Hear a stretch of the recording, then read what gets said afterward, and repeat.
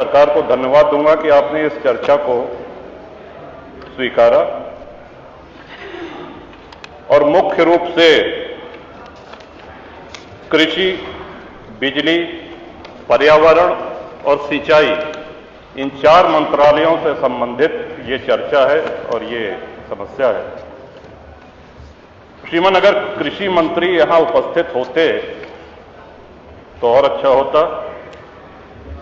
उत्तर प्रदेश की 65% आबादी खेती पर निर्भर है और इसलिए ये चर्चा और भी आवश्यक हो जाती है।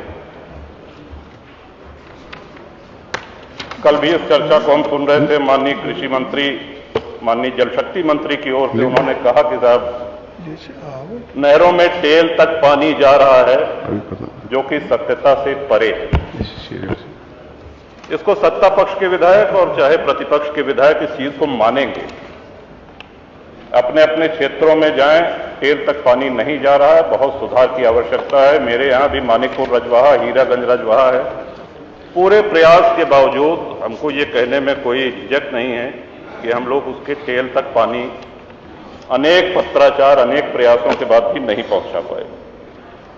रबी, खरीफ, जायद 3 फसल होती है श्रीमन, जिसमें खरीफ की ये जो फसल है इसमें वर्षा की भूमिका सबसे महत्वपूर्ण होती है। आपने देखा होगा कि अगर ट्यूबवेल से या नहरों से धान की फसल को पानी पहुंचा भी दिया जाए और कड़क घाम हो रहा है, धूप हो रही है, तो फसल पीली पड़ने लगती है। इसके लिए ह्यूमिडिटी, इसके लिए नमी की आवश्यकता होती है। लेकिन प्रकृति के प्रकोप के बावजूद बहुत से ऐसे कदम हैं जिनको उठा करके हम काफी हद तक सूखा और बाढ़ से अपने प्रदेशवासियों को, किसानों को राहत दे सकते हैं। जब हम सूखा की बात करते हैं तो बात सिर्फ फसलों में पानी न पहुंचने की ही नहीं होती है, बल्कि घटते हुए जल स्तर पे भी निरंतर हमारा ध्यान होना चाहिए। उसके निदान, उसके खोज। आज कई ट्यूबवेल हैं जो पानी छोड़ दे रहे हैं, आज छोटे हैंडपंप हैं जो बेकार हो गए हैं। महामहिम श्री राज्यपाल के धन्यवाद प्रस्ताव पर बोलते हुए भी मैंने कहा था कि इंडिया मार्क II हैंडपंप एक आवश्यकता है जो सरकार अब मना कर चुकी है। अगर गांव में स्वच्छ पेयजल उपलब्ध है तो उसका पूरा श्रेय सिर्फ इंडिया मार्क II को जाता है। शायद ही गांव में कहीं कोई कुएं होंगे जिनका पानी पीने योग्य होगा, न के बराबर। घर घर नल योजना अच्छी होगी, अभी तक तो लागू नहीं हुई। जब लागू होगी तब इसका आकलन किया जाएगा। लेकिन लगातार जो बोरिंग खराब हो रही है इंडिया मार्क II हैंडपंप की, और उनको रिबोर करने का न तो पैसा हमको दिया जा रहा है, न ग्राम सभाएं इतनी सक्षम है कि उनको रिबोर करा सके, तो ये पेयजल संकट बढ़ता जा रहा है। श्रीमन, पर्यावरण की जहां तक बात की जाए, वृक्षारोपण बहुत जरूरी है। हम सबको सिखाया गया है और यही जुलाई अगस्त का महीना है कि व्यापक पैमाने पर सरकारी विभाग माननीय मंत्री से, माननीय मुख्यमंत्री जी से, सभी नेताओं से वृक्षारोपण का एक समारोह जैसा मनाया जाता है, फोटो खींचती है। कई बार यह भी कहा जाता है कि साहब इस बार रिकॉर्ड तोड़ वृक्षारोपण हुए हैं। इतना बड़ा वृक्षारोपण अभियान कभी नहीं हुआ है। लेकिन वो रोपित वृक्ष कितना चल पाते हैं ये भी देखना जरूरी है। अरे बच्चा पैदा हो गया तो बच्चे को लालन पालन भी जरूरी है। ये नहीं कि बच्चा पैदा कर दिया और उसके बाद न उसको खाना दे रहे हैं न पानी दे रहे हैं। तो वृक्ष को कितना संरक्षण, उसी जगह पे हर साल वृक्षारोपण हो रहा है। ऐसी भी कई समाचार में रजनी तिवारी जी को जाना है। लगातार पेड़ कटने से सरकारी विभाग एकदम आंख बंद करे है। एक्सप्रेसवे है, हाईवे हैं, सड़कें चौड़ी हो रही हैं, होनी चाहिए। लेकिन जो पेड़ कट जा रहे हैं वो देसी आम के हैं, महुआ के हैं, वो हमारी पीढ़ी अब अपने जीवन में वो पेड़ नहीं देख पाएगी। छायादार वृक्ष आज सड़क के किनारे बहुत आवश्यकता है। थोड़ा बहुत किया भी जा रहा है, लेकिन फिर वही समस्या आती है कि जो वृक्ष हम रोपित कर रहे हैं उनमें से कितने पेड़ तैयार हो रहे हैं, छाया कितने दे रहे हैं।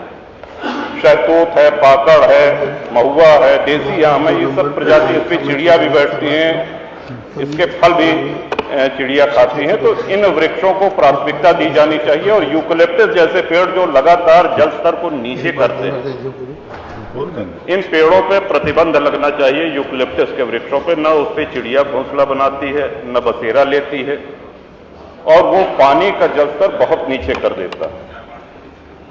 श्रीमान, बिजली की समस्या सभी माननीय सदस्यों ने उठाई।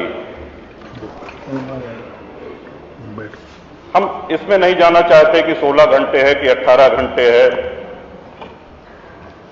लेकिन ये बात सही है कि लगातार ट्रांसफार्मर जल रहे हैं, उनको शीघ्र बदलने की व्यवस्था आपके माध्यम से मैं अनुरोध करूंगा कि माननीय ऊर्जा मंत्री इसका संज्ञान लें। और जो छापेमारी हो रही है, सही बात है कुछ लोग कटिया लगाते हैं, लेकिन ये हमेशा से लगाते रहे, उनके खिलाफ कार्रवाई हो। लेकिन जिस तरह की कार्रवाई हो रही है उससे सरकार के पक्ष में संदेश नहीं जा रहा है, आम जनमानस परेशान हो रहा है, और इतना भारी रकम जुर्माने का 1 लाख रुपए 2 लाख रुपए किसानों के ऊपर किया जा रहा है, और वही रकम कम करने के लिए बिजली दफ्तर के बाहर दलाल बैठे हैं जो पैसा लेकर के और उस रकम को कम करते हैं। ये सभी क्षेत्रों की समस्या है, ये कोई मैं अपने अकेले विधानसभा की बात नहीं कर रहा हूं। तो माननीय आपके माध्यम से माननीय ऊर्जा मंत्री जी से भी ये अनुरोध है कि इस समस्या का त्वरित निदान श्रीमन, या तो ट्रांसफार्मर को जल्दी से जल्दी रिप्लेस किए जाना, बदले जाने की व्यवस्था करें, और साथ ही इस पर प्रभावी रोक लगे कि किसानों का, ग्रामवासियों का शोषण बिजली विभाग के कर्मचारियों, अधिकारियों द्वारा न हो। सूक्ष्मकाल ने अपनी बात राजा साहब। इसके साथ ही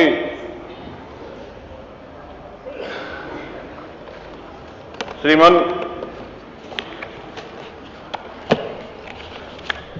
प्रकृति की आपदा बचाई नहीं जा सकती, और टीवी पे भी हम लोगों ने देखा, और जो विकसित राष्ट्र हैं, यूरोप है, अमेरिका है, चीन है, किस तरह से गाड़ियां बही जा रही हैं, किस तरह से पूरे मकान ध्वस्त हुए जा रहे हैं। एक बहुत बड़ा कारण यह है कि प्रकृति का असंतुलित दोहन हमने किया है, और प्राकृतिक जो जल निकासी के मार्ग हैं उन पे इमारतें खड़ी हो गई हैं। इस कारण ये विनाश की लीला और प्रचंड हो जाती है। तो प्रकृति से खिलवाड़ करेंगे तो पहले तो प्रकृति चेतावनी देती है, उस चेतावनी को अगर हम अनसुनी करेंगे तो प्रकृति अपना हिसाब बराबर कर लेती है, जैसा कि कई देशों में और दूरदर्शन पे हम सभी लोगों ने, सभी साथियों ने देखा है। तो प्रकृति का सम्मान करते हुए जलाशय, वाटर हार्वेस्टिंग, इसको बढ़ावा दिया जाना चाहिए। सूखा और बाढ़ कोई ऐसी बात नहीं है कि बाढ़ आ जाए तभी हम बाढ़ नियंत्रण के काम करें, या सूखा पड़ जाए तभी सूखा नियंत्रण के काम करें। ये निरंतर पूरे वर्ष चलने वाली योजना है, और इसको ध्यान दे करके आपके माध्यम से सरकार से निवेदन है कि इन समस्याओं का, जो आम जनमानस की समस्या है, उसको गंभीरता से लेकर के उनका निदान करने का कष्ट करें।